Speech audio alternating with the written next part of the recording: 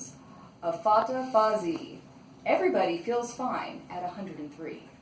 Because the air that they breathe is potassium-free, and because they chew nuts from the tut-a-tut tree. This gives strength to their teeth, it gives length to their hair, and they live without doctors, with nary a care.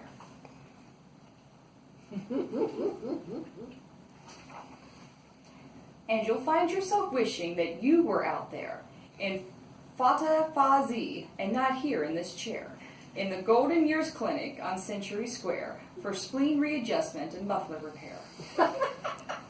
Just why are you here? You're not feeling your best.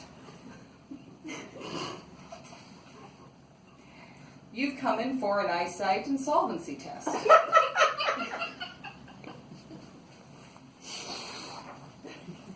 And if you're the type that gets finicky finnick, at this point you'll try to get out of that clinic. But they will outwit you as quick as a winnick. Those quiz docs will catch you. They'll start questionnaring. They'll ask you point blank how your parts are all faring. And your grandfather's parts, and please try to recall, did your grandma hurt most in the spring or the fall? Did your cousins have dreadful wild nightmares at night? Did they suffer such ailments as bus driver's blight, chimney sweep stupor, or prune pickler's plight? And describe the main cause of your uncle's collapse. Too much alphabet soup, or martinis, perhaps?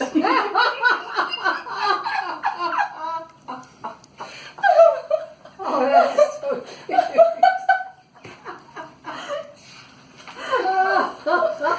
And the next thing you know, when you finish that test, is somehow you've lost both your necktie and vest, and an ogler is ogling your stomach and chest.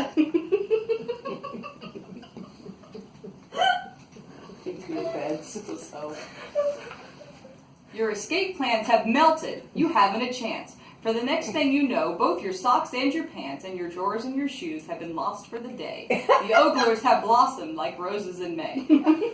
And silently, grimly, they ogle away.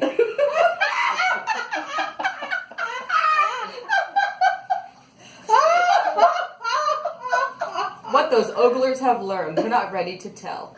Clinicians don't spout their opinions pell-mell. So you're back with the vestibule fish for a spell. Norval won't bring you much comfort, you know, but he's quite sympathetic as clinic fish go.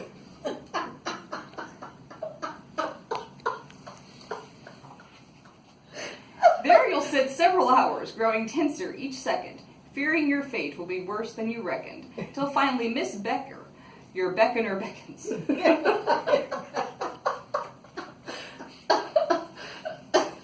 To a booth where the world-renowned earman Von Crandall has perfected a test known as bellows and candle.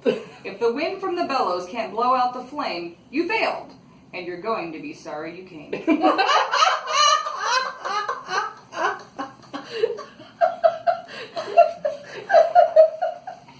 You'll be told that your hearing's so murky and muddy, your case calls for a special intensified study. They'll test you with noises from far and from near, and you'll get a black mark for the ones you can't hear. Then they'll say, my dear fellow, you're deafer than most. But there's hope, since you're quite not as deaf as a post. We'll study your symptoms. We'll give you a call. In the meantime, go back and sit down in the hall. Oh, what do I have to look forward to? So you'll find yourself talking to Norval once more, and Norval will think you're a bit of a bore, because Norval has heard the same stories before. To this fish, you'll become a plain pain in the neck, while you wait once again for Miss Becker to beck. Or sad fishing. But Miss Becker won't come. With great swish and great swank, a wheelchair will come.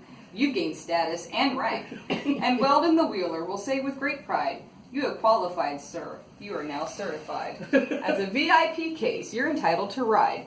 Through thin and through thick, I'll be at your backside.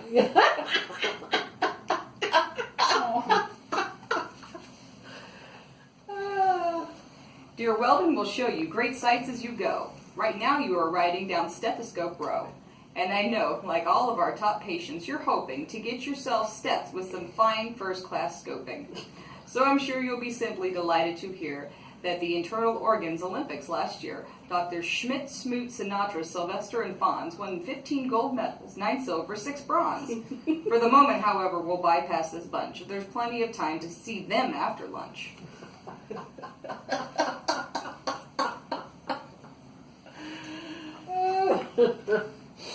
You must see Dr. Pollen, our allergy whiz, who knows every sniffle and itch that there is. Dr. Pollen will find, as he works on your case, if face powder's what's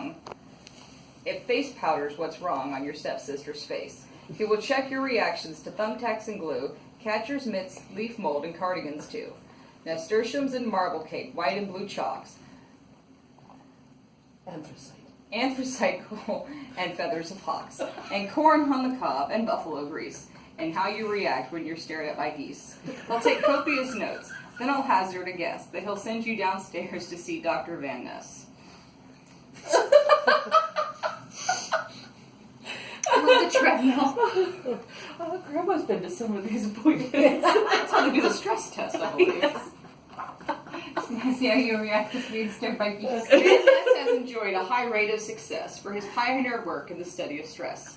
So you can be sure he will stress you a trifle. Then he'll send you around to see Dr. Van Eiffel.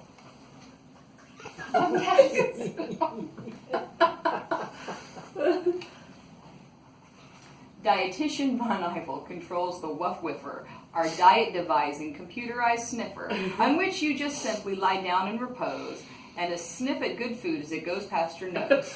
From caviar souffle to caribou roast, from pemmican patties to terrapin toast, he'll find out by sniff scan the food you like most. And when that guy finds out what you like, you can bet it won't be on your diet. From here on, forget it.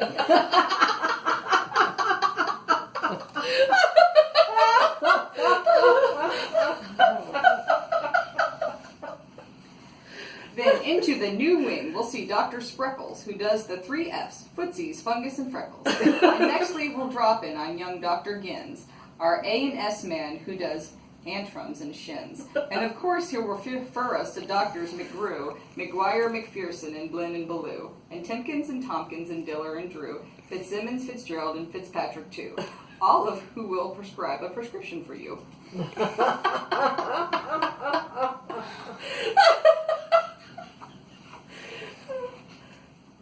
For your pill drill, you'll go to room 663, where a voice will instruct you. Repeat after me.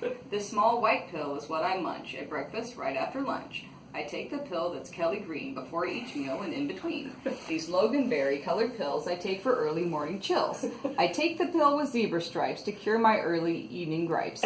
These orange tinted ones, of course, I take to cure my Charlie horse.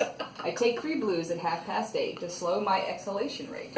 On alternate nights at 9 p.m., I swallow pinkies, 4 of them. The reds, which make my eyebrows strong, I eat like popcorn all day long. The speckled browns are what I keep beside my bed to help me sleep. This long flat one is what I take if I should die before I wake.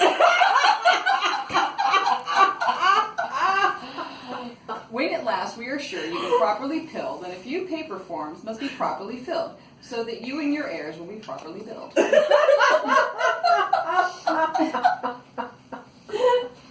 Whereupon, if you're smart, there's a very good chance you'll meet soon again with your socks, coat, and pants.